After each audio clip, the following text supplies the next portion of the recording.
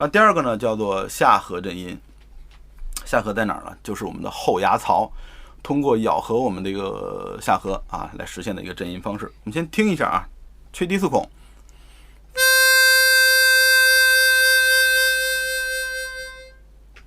看起来跟纯震音的外观很像啊，但是我们的主观感受上是我们的这个后牙槽，我们的下颌在咬合啊，但不要真咬啊，要不你咬到舌头了，要不然你这俩牙齿一碰就响啊，没这么夸张。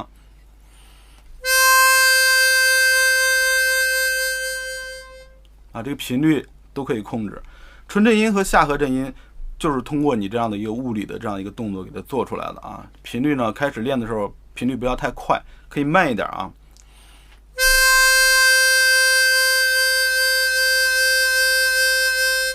慢慢适应之后，加快速度。